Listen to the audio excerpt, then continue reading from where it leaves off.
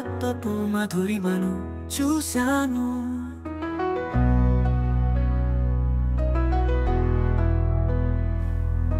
సేవా తత్పరతను దర్శించాను. ప్రేరణ పొంది చైతన్యమయ్యాను.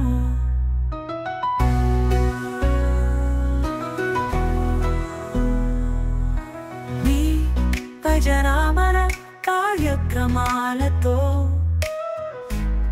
హృదయాలను గెలిచారు. మార్గదర్శకులయ్యారు, ప్రేమ దీపికలయ్యారు. మహానుభావుల జీవితం కదిలిస్తుంది, నవయువతకు ఆదర్శమిస్తుంది. మీలో నేను నీ సేవకు వందనం, అభివందనం.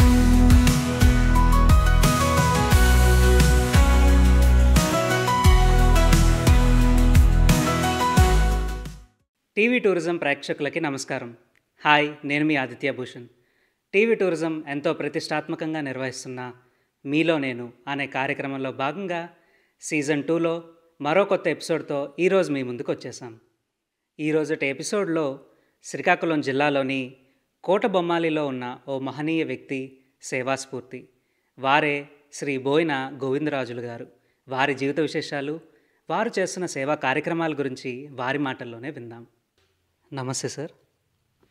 నమస్కారం. టీవీ టూరిజం ప్రేక్షకులకు నా నమస్కారం.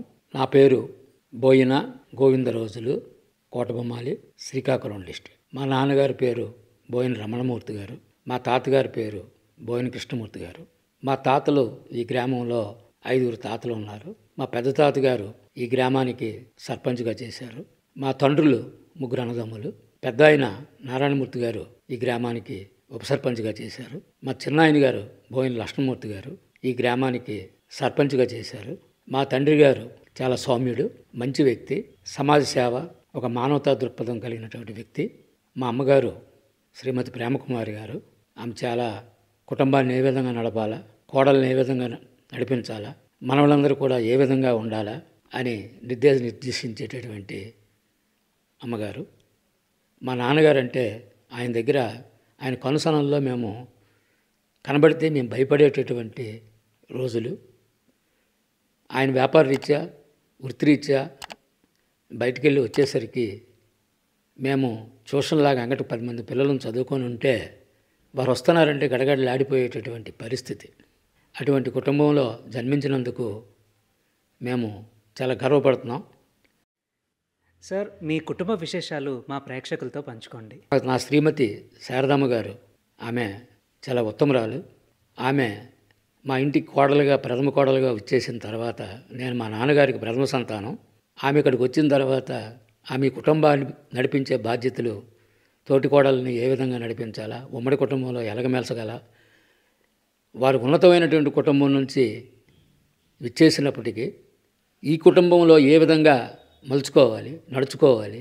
నడుచుకుంటూ నడిపించి మమ్మల్ని అందరినీ కూడా సమాజంలో ఒక గౌరవమైనటువంటి కీర్తి ప్రతిష్టలు పొందే విధంగా మా తండ్రి గారు కానీ, మా అమ్మగారు కానీ, నా భార్య కానీ, నా పిల్లలు కానీ ప్రోత్సహించడం వల్లనే మేము ఈ విధంగా ఈరోజు సమాజ సేవ చేయడానికి కానీ, రాజకీయాల్లో ఉండటానికి కానీ, వ్యాపార రీత్యా పారిశ్రామిక రంగంలో కూడా ప్రవేశించడానికి వారి పూర్తి సహాయ సహకారాలు ఉండటం వల్లనే నేను ఈ విధంగా, నాకు 69 సంవత్సరాల వయసు అయినా సరే ఇప్పటికి కూడాను కష్టపడి పనిచేసే విధానాన్ని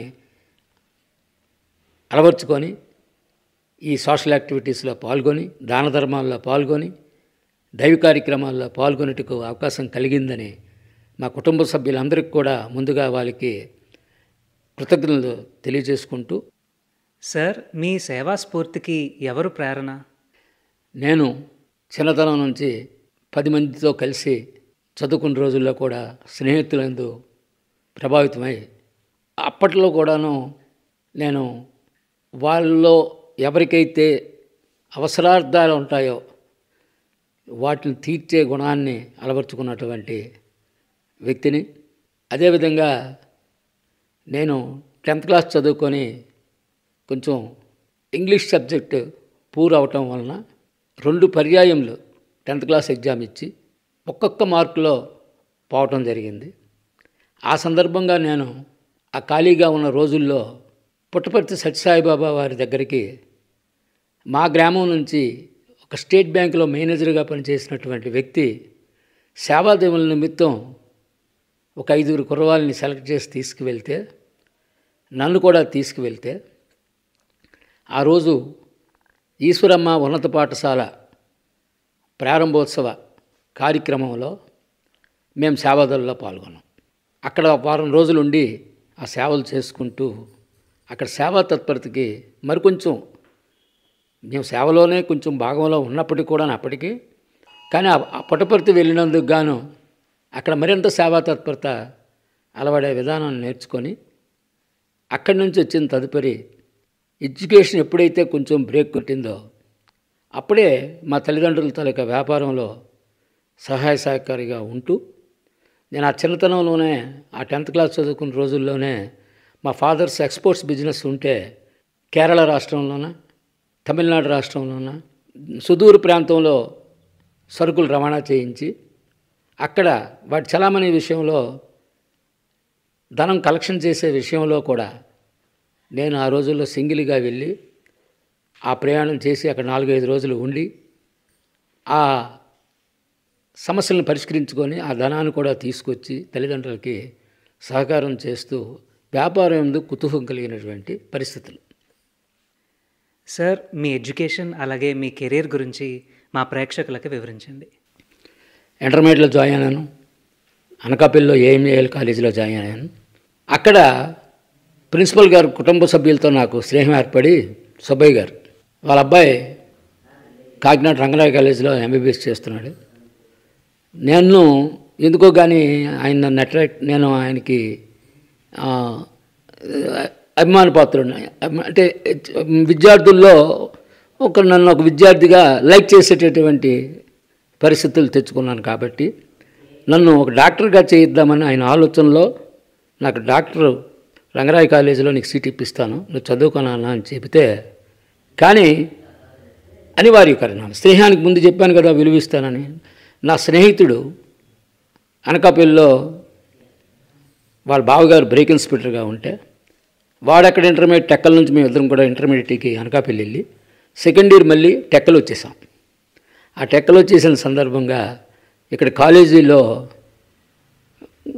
ఈ బైపీసీ స్టూడెంట్ని కాబట్టి అక్కడ ఈ డిసెక్షన్స్ వగైరా అన్నీ కూడాను ఆ ఫార్ములాస్ అన్నీ దగ్గర లేకపోతే నేను అనకాపల్లి వెళ్ళి ప్రిన్సిపల్తో కలిసి ఆ ఫార్ములాస్ అని తెచ్చి ఇక్కడ ఇచ్చి ఇక్కడ విద్యార్థులందరికీ కూడాను ఆ ఫార్ములాని అప్లై చేసి ఆ కప్ప కానీ కాక్రోచ్ కానీ ఇటువంటివన్నీ కూడా డిస్కషన్ చేయవలసి ఉంటుంది. అవన్నీ కూడా చేసేందుకు కానీ సహకారపడుతూ వాటిలో చదువుకుంటూ మొత్తం మీద నా ఇంగ్లీష్ ఒక డౌట్ అని చెప్పాను కదా, అదే ఇంగ్లీష్లో అక్కడ కూడా నేను ఇబ్బంది పడి ఇంటర్మీడియట్లో కూడాను ఆ ఇంగ్లీష్లో ఇబ్బంది పడి నేను చదువు అక్కడి నుంచి కంప్లీట్ చేసుకోలేక డ్రాప్ చేయడం జరిగింది. డ్రాప్ ఓవర్గా ఉండిపోయి అప్పుడు మళ్ళీ వ్యాపార రంగంలోకి వచ్చేసి నేను ఎక్స్పోర్ట్స్ ఇంపోర్ట్స్ వ్యాపారంలో మళ్ళీ అడుగుడుతూ మా కుటుంబం అంటే మా ఫాదర్స్ ఫెర్టిలైజర్ బిజినెస్ చేసేవారు, రైతాంగానికి సప్లై చేసేవారు. 200 గ్రామాలకి బ్యాంకింగ్ సిస్టమ్ మాకు ఉండేది. ఇందిరాగాంధీ గారు నేషనలైజ్ చేసినంత వరకు బ్యాంక్స్ని మేమే బ్యాంక్ ఎవరైతే ఇంత అంతో ధనం కలిగి ఉంటారో వాళ్ళే రైతాంగానికి సహకారులుగా ఉండి రైతాంగాలకి ధనం ఇచ్చి వారి పంటలన్నీ కూడా కొనుగోలు చేసి ఎక్స్పోర్ట్ చేసుకునేటటువంటి విధానం ఆ రోజుల్లో ఉండేది. మాకు 200 గ్రామాలు మాకు బ్యాంకింగ్ ఉండేది. 75లో ఎమర్జెన్సీలో ఇందిరాగాంధీ గారు బ్యాంకుల నేషనలైజేషను, రాజభరణాల రద్దు వగైరా అన్నీ కూడా తీసుకొచ్చిన తదుపరి అదంతా కొలాప్సింగ్ సిస్టమ్ వచ్చింది. ఎమర్జెన్సీలో అధికారులు అనేక రకాల రైడ్స్ రకరకాల ఇబ్బందులు కలిగి ఆ వ్యాపారం సన్నగిల్లింది. వ్యాపారం సన్నగిల్లిన తర్వాత 76లో మా ఫాదర్ సెపరేట్ అయిపోయారు. నా వంతుకు మా ఫాదర్కి నేను తోచేడుగోదులుగా ఉంటూ నాకు 6 అన్నదమ్ములు, నా తోడబుట్టిన వాళ్ళు నాతో సహా ఒక అక్క చెల్లి. ఆ పరిస్థితుల్లో అనేక ఆర్థిక ఇబ్బందులు కూడాను, ఇంత వ్యాపారం చేసిన కూడా కొంచెం ఆర్థిక, ఎందుకంటే మాది 72లో మా గొడౌన్స్ అన్నీ కూడా ఫైర్ యాక్సిడెంట్ అయిపోయాయి. ఆ సందర్భంగా మేము అనేక రకాల ఇబ్బందులు ఎదుర్కొన్నాం. 75లో ఎమర్జెన్సీలో కూడాను మా గొడవన్స్ వగైరాలు గవర్నమెంట్ సీజ్ చేయటం రకరకాలైన ఇబ్బందులు పడబెట్టి 76లో మా ఫాదర్ సెపరేట్ అయిపోతే మళ్ళీ మా ఫాదర్స్ అందరూ కూడాను పిల్లలందరూ కూడా అందరికీ మనిషికి 7 పిల్లలు మా ఫాదర్స్కి. 3 ఫాదర్లకి 21 మంది సంతానం. ఇందులో 5 ఆడపిల్లలు 16 మంది మగపిల్లలు. మా ఫాదర్కి 6 1. మా ఫాదర్కి 6 1 అయినప్పుడు 76లో సెపరేషన్ అయిపోతే 78లో నాకు మ్యారేజ్ చేయడం జరిగింది. నాకు మ్యారేజ్ కూడాను శ్రీకాకుళం నుంచి ఒక బలమైన కుటుంబం. అక్కడ అందవరపు తవిటి గారని ఎమ్మెల్యేగా చేశారు. వాళ్ళ తమ్ముడు గారు పెద్ద వ్యాపారస్తుడు. ఆయనకి ఒక 7 కుమారులు 5 అక్కచెల్లెళ్ళు 5 కూతుర్లు. ఆ 7 కూతుర్లో పెద్ద ఆయన అందవరపు నరసింహ గారు ఉన్నారు. తర్వాత సోదరులందరూ కూడా ఉన్నారు. ఆ ఒక విలువైనటువంటి కుటుంబం కాబట్టి అందులో నుంచి అమ్మాయిని నాకు ఇచ్చి వివాహం చేశారు. నాకు వివాహం చేసిన తర్వాత 1900 నా కుటుంబంలో నాకు ఆవిడ ఎంటర్ అయిన తర్వాత నాకు మరింత గౌరవ మర్యాదలు, ఈ కుటుంబం ఉన్న గౌరవ మర్యాదలతో పాటు ఆ గౌరవ మర్యాదలు కూడా తోడై నేను కూడా ఇంకా ముందుకి జిల్లా వ్యాప్తంగా అన్ని కార్యక్రమాల్లో పాల్గొనే అవకాశం కలిగింది. 1978 తర్వాత 1980 సంవత్సరం నాడు అక్కడ వాళ్ళ అన్నయ్య గారు, నా భార్య అన్నయ్య గారు శ్రీకాకుళం మున్సిపల్ చైర్మన్గా ఎన్నిక కాబడ్డారు. తదుపరి 82లో నేను కోటబొమ్మాల్లో PSS అంటే ప్రైమరీ అగ్రికల్చరల్ కోఆపరేటివ్ సొసైటీ ఇక్కడ ఎలక్షన్స్, ఇది ఈ గ్రామం ఎటువంటిదంటే ఈ ఊరికి ఒక సర్పంచ్ చేసినా ఏ పదవి చేసినా ఇవన్నీ కూడా ఒక ఎమ్మెల్యేతో సమానంగా ఉండేటటువంటి విలువ కలిగినటువంటి ఈ కోటబొమ్మాలి. ఇది పారిశ్రామిక రంగంగా, రాజకీయ రంగంగా, అన్ని రంగాల్లో ఈ ఊరికి చాలా పేరు ప్రఖ్యాతులు ఉన్నాయి. శ్రీ కొత్తం తల్లివారి టెంపుల్ ఉండడం వలన ఈ ఊరికి చాలా కీర్తి ప్రతిష్టలు ఉన్నాయి. ఆ కీర్తి ప్రతిష్టలు ఉండటం వలన ఈ కోటబొమ్మాలికి ఒక పదవిని అలంకరించడం అంటే ఒక గౌరవ మర్యాదలుగా ఉండేది. అటువంటి PSSకి ఇది పట్నాయకులు ఎక్కువగా ఉండేటటువంటి ఊరు. అంటే పట్నాయక్స్ అంటే వాళ్ళు పుట్టుకతోనే మహామేధావులు, వాళ్ళ తర్వాత కోమటలు వస్తారు. కాబట్టి అటువంటి గ్రామంలో యునానిమస్గా PSS ప్రెసిడెంట్గా 23 సంవత్సరాల వయసుకి నేను ఎన్నుకోబడ్డాను. మహానుభావులు చేసినటువంటి ఆ సొసైటీ ప్రెసిడెంట్లు నేను యునానిమస్గా ఎలక్ట్ కావడం జరిగింది. నేను యునానిమస్గా ఎలక్ట్ అయిన తర్వాత రైతాంగానికి చచ్చిపోయిన సొసైటీ అది. ఆ సొసైటీలో బారోయింగ్ ఎక్కడ కూడా ధనం దొరకని రోజుల్లో నేను అధికారుల తాలూకా మన్ననలు పొంది అక్కడ సొసైటీకి జిల్లా కోఆపరేటివ్ బ్యాంక్కి వరంగారు తాలూకా గురువు గారు శ్రీరాములు నాయుడు గారు మేనల్లుడు ప్రెసిడెంట్గా ఉండడం వలన గురువు శ్రీరాములు నాయుడు గారు జిల్లా పరిషత్ చైర్మన్ చేశారు. ఆయన మేనల్లుడు SV రమణ గారు అని చైర్మన్గా ఉండటం వలన మా కోటబొమ్మాల రైతాంగానంతటికి కూడా కావాల్సినటువంటి ఎంత రుణమైతే కావాలో అంత రుణాన్ని కూడా నేను సంపాదించి ఇంటింటికి తిరిగి వాళ్ళకి లోన్స్ ఇచ్చి వాళ్ళు మన్ననలు పొందడం జరిగింది. ఆ విధంగా సేవా కార్యక్రమాలని ఆ రోజుల్లో చేస్తుండేవాడిని. సార్, మీరు చేసిన సేవా కార్యక్రమాల గురించి మా ప్రేక్షకులకి వివరించండి.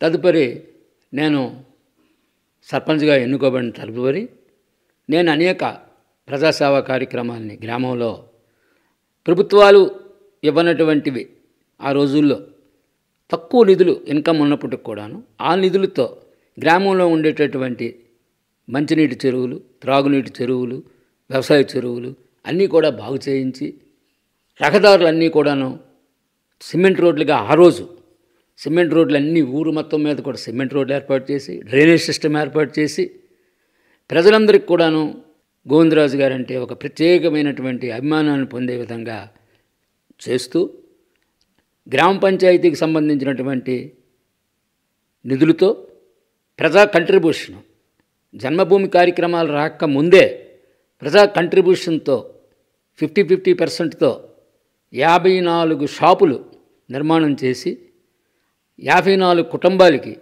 ఉపాధి కల్పించి ఆ షాపింగ్ కాంప్లెక్స్కి దానికి అభిమానించి బోయిన గోవిందరాజులు షాపింగ్ కాంప్లెక్స్ని నామకరణం చేయడం జరిగింది. అదేవిధంగా ఒక కళ్యాణ మండపానికి మా కమ్యూనిటీ, నేను కళింగ కామిటీ కమ్యూనిటీకి చెందినటువంటి వ్యక్తిని, మా కమ్యూనిటీకి వాళ్ళు ఏదైనా సమావేశాలు పెట్టుకోవడానికి కానీ వివాహాలు చేసుకోవడానికి కానీ ఒక కళ్యాణ మండపం ఉండాలని ఆలోచన చేసి పెద్దల సహకారం తీసుకొని మా 5 తాతలు అని చెప్పానే అందులో ఒక కుటుంబంతో కుటుంబంలో ఉండేటటువంటి ఆస్తిని సగం డబ్బు నేను పెట్టి సగం డబ్బు 100లో డబ్బు గల వాళ్ళు, ఆ కుటుంబంలో ఉండేటటువంటి వాళ్ళలో ఉండే డబ్బు గల వాళ్ళతో సగం ఫ్రీగా డొనేషన్ ఇప్పించి మొత్తం కలిపి స్థలదాతలు వారి పేరే పెట్టి బోయిన కిల్లయ్య గారి కుటుంబం అని పేరు పెట్టి దానికి ఫౌండేషన్ వేసి 10 సంవత్సరాలు ఆగిపోయినా సరే మొత్తం నిధులు నేను పెట్టి అది నిర్మాణం చేసి, ఆ నిర్మాణం చేసిన సందర్భంగా పెద్దలందరూ కూడా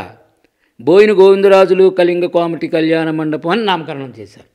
అలాగా ముందుకు వెళ్తున్న సందర్భంగా నా శ్రీమతి తన నిధులతో కొనుక్కున్నటువంటి డబ్బుల నుంచి, కన్నవారిచ్చిన నిధుల నుంచి కొనుక్కున్నటువంటి డబ్బుతో నా పెద్ద కూతురు పేరున ఆ ఆస్తి ఉంటే ఆమె నాకు ఒక మంచి కార్యక్రమానికి కంట్రిబ్యూట్ చేద్దామనే ఉద్దేశంతో 1 ఎకరా స్థలాన్ని కోటబొమ్మాల్లో జిల్లా పరిషత్ బాలురోన్నత పాఠశాలలో అమ్మాయిలు అబ్బాయిలు చదువుకోవడంలో స్ట్రెంగ్త్ ఎక్కువగా ఉండడం వలన నాయకుల తాలూకా సహకారం తీసుకొని ఆ స్కూల్ని బైఫర్కేట్ చేయించి ఒక కొత్త స్కూల్ని ఏర్పాటు చేయించి ఆ స్కూల్ కట్టడానికి స్థలాన్ని ఇచ్చి, ఆ స్థలం ఇచ్చాను కాబట్టి ప్రభుత్వం వారు శాసనసభ్యులు అచ్చెన్నాయుడు గారి ద్వారా ప్రభుత్వం వారు బోయిన శారదా గోవిందరాజులు జిల్లా పరిషత్ బాలికోన్నత పాఠశాల అధికారికంగా నామకరణం చేసి ఆ స్కూల్ ఇప్పుడు ఆ పేరుతో నడుస్తుంది.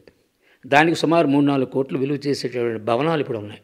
అదేవిధంగా ఒక బీసీ హాస్టల్ కట్టుకోవడానికి దాని పక్కనే 1 ఎకరా స్థలం ఉంటే అది కూడాను బీసీ హాస్టల్ పెట్టుకోవడానికి స్థలం ఇవ్వటం జరిగింది. అదేవిధంగా ఒక 20-25 గ్రామాలకు వెళ్ళవలసినటువంటి ఒక రహదారి మా గ్రామం మధ్యలో వెళ్ళిపోతూ ఉంటే వెహికల్స్ వెళ్ళడానికి అవకాశం లేకపోతే నా తాలూకా స్థలం నుంచి డైరెక్ట్గా ఆ గ్రామాలకు వెళ్ళడానికి, ఎగ్జాంపుల్కి గంగరాము, లకందిడ్డి, బోరుభద్ర వగైరా గ్రామాలకి అటు వెళ్ళడానికి, కోస్టల్ సైడ్ వెళ్ళడానికి ఆ రహదారి నిమిత్తం నా జాగా అంతా కూడా అందులో కనీసం 50 సెంట్ల జాగా ఇవ్వడం జరిగింది. లేటెస్ట్గా మా కుటుంబానికి సంబంధించినటువంటి ఆస్తి NH5లో ఉంటే మా గ్రామంలో ఒక హ్యామ్లెట్కి రహదారికి వెళ్ళటానికి ఆ తలకాయ దగ్గర సుమారు ఫర్లాంగ్ డిస్టెన్స్ 30 అడుగులు వెడల్పుతోనే ఒక రహదారి ఇవ్వడం, జాగా ఇవ్వడం జరిగింది. ఇలాగా అనేక కార్యక్రమాలు మా నాన్నగారు ఒక 1, 2, 3 వార్డు స్కూల్ ఉంటే ఆ స్కూల్కి భవనాలు నిర్మించి వారు ఇవ్వడం జరిగింది. అదేవిధంగా మా చిన్నాన్నగారు నేను కట్టుకుంటాను మాకు ఒక బరిల్ గ్రౌండ్, ఆ బరిల్ గ్రౌండ్కి నేనే పేరు కట్టాలని నిర్ణయం తీసుకుంటే మా చిన్నాన్నగారు వచ్చి నాన్న నేను కడతానరా, నా పేరు పెట్టుకుంటాను అంటే వారికి ఇవ్వడం జరిగింది. ఇంకా అనేకం, నాకు 4 షెల్టర్స్ కట్టింపించాను. అందులో ఒక 2 షెల్టర్లు నేను కట్టింపించాను, డయాసిస్. ఆ డయాసిల్కి నేను ఒక 50% కంట్రిబ్యూషన్ మీద 2 షెల్టర్లు నేను కట్టి 2 షెల్టర్లకి అక్కడ ప్రజానీకం పెద్దలు కట్టుకునే అవకాశం ఇచ్చాను. అలాగే 2 టర్మ్స్ నేను ఈ గ్రామానికి సర్పంచ్గా చేశాను. 14 సంవత్సరాలు చేశాను. నేను 14 సంవత్సరాలు చేసిన తర్వాత బీసీ రిజర్వేషన్ అయితే ఆ బీసీ రిజర్వేషన్లో మనకు కావాల్సిన మనిషిని పెట్టడం జరిగింది. తదుపరి మళ్ళీ మహిళా రిజర్వేషన్ వస్తే శారదమ్మ గారికి, నా భార్యకి సర్పంచ్ చేయడం జరిగింది. ఆమె టైంలో అనేక కార్యక్రమాలు జరిగాయి. మా 6 బ్రదర్స్లో 3 బ్రదర్స్ ఉద్యోగాల్లో ఉన్నారు. ఒకళ్ళు లండన్లో ఉన్నాడు, ఒకళ్ళు బొంబాయిలో ఉన్నారు, బ్యాంకులో పెద్ద ఆఫీసర్ చేశారు. ఇంకో ఆయన పంజాబ్ నేషనల్లో పనిచేస్తూ జీవనం సాగిస్తున్నారు. ఈ గ్రామంలో 3 ఉన్నాం. ఈ 3లో ఒకరు నేనైతే, ఇంకొక 5వ బ్రదర్ రమేష్ అని మండల పార్టీ ప్రెసిడెంట్గా ఉన్నాడు. అదేవిధంగా ఆయన జిల్లా రైస్ మిల్ సంఘానికి ప్రెసిడెంట్గా ఈవేళ ఉన్నారు. నా సంతానం 3 సంతానంలో 2 అమ్మాయిలు, 1 అబ్బాయి. ఆ రోజుల్లో ఈ గ్రామం నుంచి ఇతర ప్రాంతాలకు చదివించిన రోజుల్లో మా ఆడపిల్లల్ని విశాఖపట్నం పంపించి చదివించడం జరిగింది. అనేక కార్యక్రమాలు. నా కుర్రవాడు ఆస్ట్రేలియాలో MS చేశాడు. MS చేసి తల్లిదండ్రుల నుండి అభిమానం కలిగి వాడు ఇక్కడే వచ్చి వ్యాపారం చేసుకొని మీ దగ్గరే ఉంటానని ఇక్కడే స్థిరపడ్డాడు. ఏ ఉద్యోగం చేసుకుంటే 10 లక్షలు సంపాదించుకోవచ్చు నెలకి. కానీ నాతో ఉంటూ నాతోనే ఈ గ్రామంలో ఇప్పుడు సర్వీస్ ఇస్తున్నాడు. నాకు 3 సంతానం అండి. ఈ 3 సంతానంలో మా పెద్ద అమ్మాయి MBA చేసింది. అమ్మాయి ఈవేళ హైదరాబాద్లో ఉంది. వాళ్ళ హస్బెండ్ సాఫ్ట్వేర్ ఇంజనీర్గా ఉన్నారు. వాళ్ళు హ్యాపీగా వాళ్ళ జీవితాన్ని వాళ్ళు గడిపించుకుంటూ అనేక కార్యక్రమాలు నాకు చేదోడు వాదోడుగా ఉంటారు. అదేవిధంగా నా 2వ అమ్మాయి స్వప్న, పెద్ద అమ్మాయి పేరు సరిమ్ల, చిన్న అమ్మాయి పేరు స్వప్న, సాయి స్వప్న. ఆ స్వప్న అనే అమ్మాయి MSIS చేసింది. MSIS చేసి ఈ రోజున చార్టెడ్ అకౌంట్ని వివాహం ఆడి కెన్యా అనే దేశంలో ఆవిడ ఉంది. అక్కడ ఉండి అనేక సేవా కార్యక్రమాలు అక్కడ చేస్తుంది. అక్కడ అనేక రకాలుగా అందరితోని సర్కిల్ ఏర్పాటు మన ఇండియన్స్తో సర్కిల్ ఏర్పాటు చేసుకొని అనేక సేవా కార్యక్రమాలు చేస్తుంది. ఇక్కడ కూడా ఆయన కన్నవారు బొబ్బిలి, మా అమ్మాయిది కోటబొమ్మాలి కాబట్టి ఇక్కడైనా ఇది జరిగినా అక్కడ ఇది జరిగినా సరే వాళ్ళు సహాయ సహకారాలు అందిస్తుంటారు. మా అబ్బాయి Satya Srinivas is very gentlemen and మంచి ఆకర్షించుకునేటటువంటి సమాజం ఆకర్షించుకునేటటువంటి వ్యక్తి. అంటే అందమే కాదు, ఆ మనుషులతో మాట కానీ చేత కానీ వాడు సహకరించడమే కానీ విధానం కానీ అవన్నీ కూడా వినియోగించుకుంటున్నారు ఇక్కడ ప్రజలు. రేపు నా తర్వాత నాకన్నా ఎక్కువ అభిమానం పొందేటటువంటి పరిస్థితులు ఉంటాయి. నా శ్రీమతి గారు మరి పెద్ద కుటుంబం నుంచి వచ్చారు కాబట్టి ఈ ఇంట్లో ఇదే ఇల్లు నాది. 1958లో మా నాన్నగారు ఇల్లు నిర్మాణం మా తాతగారు చేయించారు. మా నాన్నగారు అన్నదమ్ములు కలిసి ఉన్నప్పుడు కట్టారు. ఆ ఇంట్లో నేను నివసిస్తున్నాను. మా తమ్ముళ్ళందరూ కూడాను మంచి మంచి గృహాలు కట్టుకొని వారందరూ ఉన్నారు. నేను ఇక్కడే ఉంటున్నాను. ఎందుకంటే ఇక్కడ ప్రజలకు అందుబాటులో ఉండాలా, ప్రజలకు అనేక సేవలు చేయాలా అన్నటువంటి ఉద్దేశం. మా పెద్దమ్మాయి గారికి షర్మిల గారికి 2 అమ్మాయిలు. ఒక అమ్మాయి ఇంజనీర్ చదువుతుంది. ఇంకో అమ్మాయి ఇంజనీర్ చదివి జాబ్ చేస్తుంది ఇప్పుడు. ఇంకో అమ్మాయి ఇంటర్మీడియట్ చదువుతుంది. మా రెండో అమ్మాయికి 2 అమ్మాయిలు. ఒక అమ్మాయి బెంగళూరులో డాక్టర్ చేస్తుంది. ఇంకో అమ్మాయి ఇంటర్మీడియట్ కంప్లీట్ చేస్తుంది అనుకుంటాను. అదేవిధంగా మా అబ్బాయికి 2 పిల్లలు, ఒక అమ్మాయి ఒక అబ్బాయి. అమ్మాయి భువనేశ్వర్లో ఇంటర్నేషనల్ స్కూల్లో 9th క్లాస్ చదువుతుంది. బాబు ఫస్ట్ స్టాండర్డ్ చదువుతున్నాడు. ఇది మా కుటుంబ నేపథ్యం. నేను ఈ సేవా కార్యక్రమాలన్నీ కూడాను నా మటుకు నేను అలవర్చుకున్నాను. నేను పుట్టపర్తి వెళ్ళినందున అక్కడ ఆ సేవా కార్యక్రమాలు నిమగ్నం అవ్వాలని ఒక ఆలోచన కలిగింది. భర్త నాకు ఉంది కొద్దిగా జీన్స్ ఎదురుగాడు సాయం చేయటం. అదేవిధంగా శ్రీకాకుళంలో నా అత్తవారు కాబట్టి ఆయన మున్సిపల్ చైర్మన్ అయిన తర్వాత ఆయన కొన్ని కార్యక్రమాలు మా బావమరిది గారు చేస్తుండేవారు, వరం గారు. కొంచెం అది కూడా నేను ఇన్స్పిరేషన్ తీసుకోవడంలో 10% కూడా భాగం. ఇవన్నీ కూడా రాజకీయం అవనివ్వండి, వ్యాపారం అవనివ్వండి, పారిశ్రామిక రంగం అవనివ్వండి, ఈ సేవా కార్యక్రమాలు అవనివ్వండి, ఇవన్నీ కూడా నేను నా మటుకు నేను అలవర్చుకున్నవే తప్పించి 190% కూడా నేను అలవర్చుకున్నాను. ఇది నాకు మా ఫాదర్సు వాళ్ళు మంచి వాళ్ళు అయినప్పటికీ కూడా సేవా కార్యక్రమాలు అనుకున్న రీతిలో ఆల్ టైంలో వాళ్ళు చేసుకోలేదు. మేము అందొచ్చిన తర్వాత మేము కార్యక్రమాలు చేసుకుంటూ మా ఫాదర్కి చెప్పాను, నేను నా టైంలో నేను చేసుకుంటాను, మీ టైంలో మీరు చేసుకోలేదు, మీరు మంచివారు, కానీ మీరు చేయాల్సిన కార్యక్రమాలు ఏముంటే మీ లైఫ్ ఉన్నప్పుడే మీరు చేసుకోండి అని ఆయనకు ఫ్రీ హ్యాండ్ ఇచ్చాను. ఈ ఊర్లో ఒక పురాతన శివాలయం ఉంటే ఆ రోజుల్లో సుమారుగా 5 లక్షల రూపాయలు ఖర్చు పెట్టి బాగు చేసుకున్నారు. స్కూల్ బిల్డింగ్ కడతామంటే ఒక 2 రూములు కట్టి 50% డొనేషన్ ఆయన ఇచ్చుకున్నారు. అలాగా పారిశ్రామిక రంగంలో కూడా మా వాళ్ళు వ్యాపారం అయితే ఇండస్ట్రీ రంగంలో కూడా ప్రవేశించాను. నేను పవర్ సెక్టర్ వరకు నేను ఎదిగాను. కానీ విధివశాత్తు ఒడిదుడుకులు తట్టుకుంటూ నా జీవితాన్ని అనేక ఒడిదుడుకులు తట్టుకుంటూ ఈరోజు ముందుకు తీసుకెళ్తున్నాను. నేను ఇన్ని సేవా కార్యక్రమాలు చేశాను కాబట్టే ఈ గ్రామానికి అధ్యక్షుడిగా చేశాను, అనేక సేవా కార్యక్రమాలు చేశాను, జిల్లాలో రాజకీయ రంగంలో ముందుకు వెళ్ళాను కాబట్టి, పారిశ్రామిక రంగంలో కూడా నేను ముందుకు వెళ్ళాను కాబట్టి, మా కమ్యూనిటీ కళింగ కోమటి కమ్యూనిటీ, మాది మైనారిటీ జాతి. మేము ఎవరికైనా సత్కారాలు, గౌరవాలు, సన్మానాలు చేయాలి తప్పించి మా వరకు వచ్చేసరికి ఆ కృతజ్ఞతలు, గుర్తింపులు చాలా తక్కువగా ఉంటాయి. అందులో ముఖ్యంగా ఇది వెనుకబడిన జిల్లా. ఈ 3 జిల్లాల్లో బీసీ కమ్యూనిటీ ఎక్కువ. మేము ఓసీగా ఉన్నటువంటి కమ్యూనిటీ. కోమటి అని అంటే ఒక చిన్న భావం కలిగినటువంటి కమ్యూనిటీ మాది. గౌరవం ఉంటుంది, కానీ మమ్మల్ని గుర్తించే విధానంలో లోపం ఉంటుంది. రాజకీయ రంగంలో కానీ ఏ రంగంలో కానీ మమ్మల్ని గుర్తించే విధానంలో లోపం ఉంటుంది. సో మా కమ్యూనిటీకి ఎందుకు గుర్తించరు, మాకెందుకు మీరు సేవ చేయరు, మమ్మల్ని ఎందుకు వెనకగా చూస్తున్నారు అన్న విషయాల్లో మా జాతి ఉన్నతిని పెంచడానికి కోసం విపరీతమైనటువంటి కృషి నేను చేశాను. ఆ కృషిలో భాగంగా నాకు మా కమ్యూనిటీకి జిల్లాకు అధ్యక్షుడు చేశారు. ఆ అధ్యక్షస్థానం ఉన్నప్పుడు నాకు ఇక్కడ 2 పార్టీలతో అనుబంధం ఉన్నప్పటికీ ఎర్రన్నాయుడు గారితో ప్రత్యేకమైనటువంటి అనుబంధం ఉండటం వలన వాళ్ళ కుటుంబంకి వైశ్యులు అంటే కొంత ఒక గుర్తింపు అనేది ఉంటుంది కాబట్టి మేము వ్యూహాత్మకంగా అడుగులు వేసి 25-30 సంవత్సరాలు పోరాటం చేస్తే, అది నా ఆధ్వర్యంలోనే పోరాటం చేస్తే మా జాతికి ఈ 3 జిల్లాలకి బీసీ అనేది ఇవ్వటం జరిగింది.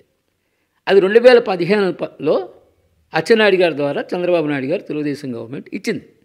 అది ఎవ్వరు ఎన్ని అనుకున్నా సరే ప్రయత్నం చేయడం 25 సంవత్సరాల్లో అనేక పార్టీ వాళ్ళు హెల్ప్ చేశారు, కానీ ఇవ్వలేకపోయారు. ఇవ్వడం అనేది వీళ్ళు ఇవ్వటం జరిగింది. అది ఇచ్చిన వెంటనే ఎర్రన్నాయుడు గారు చనిపోవటం, రామ్మోహన్ నాయుడు గారు ఎంపీగా ఎన్నుకోవటం, రామ్మోహన్ నాయుడు గారు ఢిల్లీ స్థాయిలో ఉండడం వలన 2015 సంవత్సరంలోనే మాకు ఇచ్చిన వెంటనే బీసీ ఇచ్చిన వెంటనే మాకు ఓబీసీ కావాలని అప్లికేషను ఆయన ద్వారా ప్రధానమంత్రికి ప్రధానమంత్రికి అద్వానీ గారికి, మొత్తం సోషల్ జస్టిస్ మినిస్టర్ గారికి, ఎన్సీబీసీ చైర్మన్ గారికి అందరికీ కలిసి మేము దపదపాలుగా నేటి వరకు రిప్రజెంటేషన్స్ ఇచ్చి మాతో పాటు 4 కులాలు పట్నాయక్స్, అరవలు, తూర్పు కాపులు, మేము ఈ 5 కులాలకు కూడాను ఓబీసీ చేయాలనే ప్రయత్నంలో భాగంగా ఎన్సీబీసీ చైర్మన్స్ రికమెండేషన్స్ క్యాబినెట్కి వెళ్ళిపోయి రేపో ఎల్లుండో క్యాబినెట్కి రావడానికి రెడీగా ఉంది. అది రామ్మోహన్ రెడ్డి గారు ప్రయత్నాలు చేస్తున్నారు. ఆ ఓబీసీగాని వస్తే మా జీవితానికి ఒక చరిత్రకారులుగా మిగిలేటటువంటి అవకాశం ఉంది. బీసీ చేసాం, ఓబీసీ. నిన్నగాక మొన్ననే రాష్ట్రమంతా ఈ 3 జిల్లాలకే మాకు బీసీ ఇచ్చారు, రాష్ట్రమంతా ఇవ్వలేదు అప్పటికున్న పరిస్థితులు. గత ప్రభుత్వం జీవో ఇచ్చింది రాష్ట్రమంతా చేయమని, కానీ ఇంప్లిమెంటేషన్ చేయలేదు వాళ్ళు. ఆ ఇంప్లిమెంటేషన్ కోసమని ఇప్పుడు ప్రయత్నం కూడా చేస్తున్నాను. ఈ 3 కార్యక్రమాలు జరిగిపోతే, ఈ 2 కార్యక్రమాలు జరిగితే మన జీవితం ధన్యమైనట్టే లెక్క. ఇప్పుడు నేను రాష్ట్ర సంఘానికి అధ్యక్షుడిగా నన్ను ఒక 6 మాసాలు అయింది నన్ను వెనుకోవడం జరిగింది. ఇప్పుడు ఈ రాష్ట్ర సంఘం ద్వారా అనేక కార్యక్రమాలు విద్యార్థుల విషయమే మాకు ఒక ట్రస్ట్ ఉంది. ఆ ట్రస్ట్ దాతలు ఉన్నారు. ఆ దాతలు ఇచ్చింది ఇంప్లిమెంటేషన్ చేయడంలో కొంత లోపం జరిగింది. అది ఇంప్లిమెంటేషన్ తీసుకొచ్చి ఆ ట్రస్ట్ ద్వారా సేవా కార్యక్రమాలు చేయడానికి కోసం ప్రయత్నం చేస్తున్నాను. మా వాళ్ళు కూడాను ఇప్పుడు విదేశాల్లో కూడాను మా కుర్రోళ్ళందరూ కూడాను పిల్లలు, మా పిల్లలే కాకుండా మా జాతి పిల్లలందరూ కూడాను, ఎందుకంటే మన ప్రభుత్వాల్లో ఏ ఉద్యోగాలు కానీ ఏవి కానీ ఏ రోజు లేవు. ఎక్కడో పర్సంటేజ్ 0.1%, 0.2% ఎంప్లాయీస్ మా గవర్నమెంట్లో మా వాళ్ళు. ఒక ఐఏఎస్ లేడు, ఒక ఐపీఎస్ లేడు, ఒక ఎమ్మెల్యే లేడు, ఒక ఎమ్మెల్సీ లేడు. కానీ ఇప్పుడు రిజర్వేషన్ సిస్టమ్స్ వచ్చిన తర్వాత ఇవాళ డాక్టర్ సీట్లు వస్తున్నాయి, ఇంజనీర్ సీట్లు వస్తున్నాయి. రేపు రాజకీయాల్లో రిజర్వేషన్స్ని అధిగమించి రిజర్వేషన్స్ మేము అన్నింటిలో కంటెస్ట్ చేయడానికి అవకాశాలు వస్తున్నాయి. బీసీ షేరింగ్ చేసినప్పుడు మాకు పర్సంటేజ్ రేపు ఇప్పుడు జరుగుతుంది. ఏం జరుగుతుంది? పాపులేషన్ ఏ కమ్యూనిటీ ఎంత ఉంది వాటి ప్రకారంగానే పదవులు పంచాలి అన్నటువంటి ఆలోచనలోకి ఇప్పుడు పాలకులు వస్తున్నారు. కాబట్టి బీసీలకి ఎలాగా 50%, 35% ఇవ్వడానికి సిద్ధంగా ఉన్నారు. అందులో మా భాగం మాకు రావాలి కాబట్టి వచ్చి మా ప్రజానీకానికి మేము సేవ చేసుకునే పరిస్థితులు ఉన్నాయి. ఇవన్నీ రాజకీయపరమైన అధికారం ఉంటే కానీ ఇంకా సేవా కార్యక్రమాలు ఎక్కువ చేయడానికి అవకాశాలు ఉండవు. సార్, యువతకి మీరిచ్చే సందేశం ఏంటి? సమాజంలో ఈరోజు యువతులు అనేక రుగ్మతలు అనేక విధాలుగా లోనైపోతుండడం వలన యువత అలవర్చుకోవాల్సినటువంటి విషయాలు చాలా ఉన్నాయి. ఈరోజు ఉమ్మడి కుటుంబాలు నిర్వీర్యం అయిపోవటం, ఒక పక్క ఉమ్మడి కుటుంబాలు నిర్వీర్యం అయిపోవటానికి ప్రభుత్వాలే కారణం. ఆ ఉమ్మడి కుటుంబాలు లేకపోవటం వలన పిల్లలకి చెప్పేవాళ్ళు లేరు. చదువు అయితే చదివిస్తున్నాం, ఆ చదువు విలువలు లేని చదువు అయిపోతుంది, ధనార్జనకు సంబంధించిన చదువు అయిపోతుంది. ఆ విలువలు నేర్పవలసినటువంటి అవసరం ఉంది. ఇప్పుడు వస్తే ఆ విలువలు మన అందరము ఉమ్మడిగా ఒక ఇంట్లో కొంతకాలం పాటు ఉంటే ఆ కుటుంబాల్లో ఒకటి తప్పు చేసినా ఒకటి రైట్ చేసినా ఒకరికొకరు చెప్పుకునేటటువంటి పరిస్థితి. ఒకరికి ఆరోగ్యం క్షీణించినా ఇంకొక ఇంట్లో ఉండే కోడలో అత్తో మామో పిల్లలో ఎవరో ఆ పని చేసే విధానం ఉండేది. ఇప్పుడు ఇండివిజువల్స్గా భార్యాభర్తలే ఉండడం వలన, వారు ఇరువురు చదువుకోవటం అవ్వటం వలన, వాళ్ళు ఇరువురు కూడా ఉద్యోగాలకు ఎక్కడికో చేసుకోవటం వలన, ఒకవేళ ఉద్యోగం ఒకరికే ఉద్యోగం ఉన్నా సరే ఆ ఉద్యోగం గెలిపోయి ఏ ఉదయం వెళ్ళిపోయి ఏ రాత్రిలో వస్తే వచ్చిన ఆదాయాలు ఎక్కువగా ఉండడం వలన, గతంలో ఒక ఎంప్లాయీకి ఉద్యోగం చేస్తే వాడు బతుకు తెరుగుకు తగ్గట్టుగానే ఆదాయం ఉండేది. ఈవేళ వచ్చే ఆదాయం వాళ్ళు ఏం చేసుకోవాలన్నటువంటి పరిస్థితుల్లో ఆదాయాలు వస్తున్నాయి. సేవ్ చేసుకున్నాడు సేవ్ చేసుకుంటున్నాడు, సేవ్ చేసుకున్నాడు అలవాట్లుగా బానిస అయిపోయి భర్త లైఫ్ భర్తది, భార్య లైఫ్ భార్య. ఒక ఉభయులు కష్టపడి రాత్రి ఇంటికి చేరేసరికి వాళ్ళు ఒక నిస్సహాయత ఏర్పడుతుంది. కాబట్టి యువకులు ముఖ్యంగా యువతీ యువకులు మ్యారేజ్ చేసుకున్న తర్వాత మీరు తల్లిదండ్రులకి మర్చిపోయే పరిస్థితి వస్తుంది. మీరు సంపాదించుకున్నది మీ వరకు మీరు సద్వినియోగం చేసుకున్నంత చేసుకొని తల్లిదండ్రులు కాయ కష్టాలు కష్టపడి, నాకు తెలుసు, ఎగ్జాంపుల్ చెప్తున్నాను.